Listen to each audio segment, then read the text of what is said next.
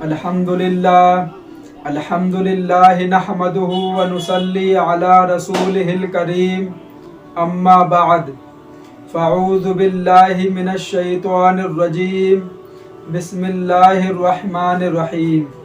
اللہ تعالیٰ سے دعا ہے اللہ تعالیٰ صحیح طریقے سے بات کہنے کی، سننے کی، سمجھنے کی، پھر اس پہ ہم سب کو عمل کرنے کی توفیق عطا فرمائے۔ دعا قبول کروانے کا آسان ترین طریقہ، حضرت ام سلمہ رضی اللہ تعالی عنہا نے نبی کریم صلی اللہ علیہ وسلم کی خدمت میں حاضر ہوئی اور عرض کیا، اے اللہ کے رسول، مجھے کچھ ایسے کلمات بتا دیں جس کے ذریعے میں دعا مانگا کروں۔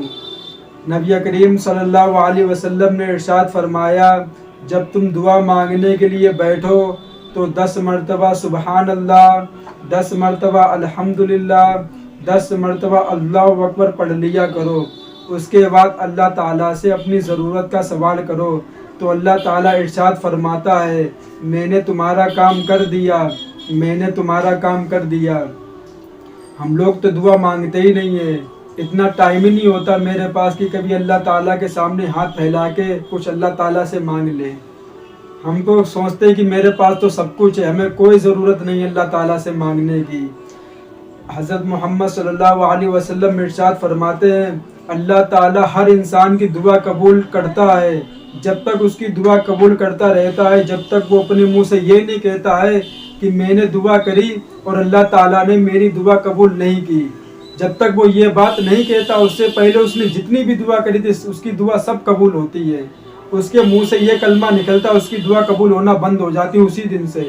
جب تک وہ اپنے منہ سے یہ بات نہیں نکالتا اس کی دعا ہر قبول ہوتی ہے، بھلے وہ کسی بھی شکل میں اس کی دعا قبول ہوتی ہو۔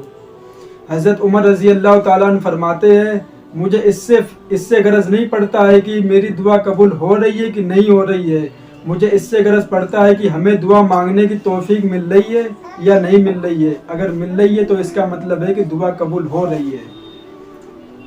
اب یہ نہیں کہتے کہ 24 گھنٹہ دعا ہی مانگتے رہو، شام کے ٹائم نماز پڑھ کے یا کچھ اپنا ٹائم نکال کے 10-5 منٹ نکال کے اللہ تعالیٰ سے اپنی گناہوں کی بخشش کرواؤ۔ رمضان کا مہینہ چل رہا، اب یہ مہینہ جانے والا ہے، چند دن اس میں باقی ہے۔ اگر اس مہینے بھی ہم لوگ اپنے گناہ نہیں معاف کروا پائے تو کون سا مہینہ ایسا آئے گا جو اللہ تعالیٰ ہمارے گناہ معاف کرے گا؟ سب سے برکت والا مہینہ، اس میں اللہ تعالیٰ سب کی دعا قبول کرتا ہے، سب کے گناہ معاف کر دیتا ہے۔ یہاں تک میں نے سنا ہے کہ رمضان کے دن میں ایک دن میں 10 لاکھ لوگوں کی اللہ تعالیٰ گناہ معاف فرماتا ہے، 10 لاکھ لوگوں کا ایک دن میں، رمضان کے مہینے میں۔ پر ہمارے لوگوں کے پاس ہر چیز موبائل چلانے کا، موبائل پہ ویڈیو دیکھنے کا، ہر چیز کرنے کا ٹائم ہے۔ کوئی ویڈیو آ جائے گی اس کو دیکھنے لگیں گے، پر دین اسلام کی بات سننے کے لیے اور سمجھنے کے لیے ہمارے پاس بالکل بھی ٹائم نہیں ہے کہ یہی ہم سن لیں موبائل پہ کہ کون سی چیز حرام ہے، کون سی چیز جائز ہے، کون سی چیز ناجائز ہے۔ اس سے ہمیں کچھ مطلب نہیں ہے، جیسی زندگی گزار رہے بس گزارے دے رہے ہیں، کچھ فرق نہیں پڑتا ہے۔ مرنے کے بعد جائیں گے اللہ تعالیٰ کے سامنے، کیا بات کا کیا اللہ تعالیٰ سوال کرے گا، اس کا میں کیا جواب دوں گا، اس سے کوئی مطلب نہیں ہے۔ بس جیسے ہیں ویسے چلتے چلے جا رہے، یہ بھی نہیں سوچتے ہیں کہ چلو اب تو واپس آ جائیں، اب تو اتنا آگے بڑھ گئے ہیں، تھوڑا واپس آ جائیں، کچھ اللہ کو بھی یاد کر لیں۔ جب انسان کی 40 سال کی عمر ہوتی ہے تو آسمان سے ایک منادی آواز دیتا ہے کہ اب تمہارے آنے کا ٹائم ہو گیا ہے، اب جب اپنے گھر پہ آنا تو تیاری کر کے آنا۔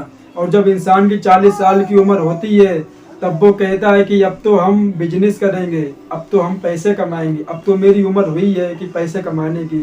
اور ادھر سے منادی آواز دے دیتا ہے کہ اب تمہارا ٹائم ہو گیا ہے، اب واپس آنا شروع ہو جاؤ گے، اب آگے نہیں بڑھو گے، اب عمر پیچھے جائے گی، اب آگے نہیں جائے گی، اب بڑھاپا آئے گا، اب جوانی نہیں آئے گی۔ پر انسان کو اس سے کوئی مطلب نہیں ہے، بس جو کر رہا ہے کرتے جا رہے ہیں۔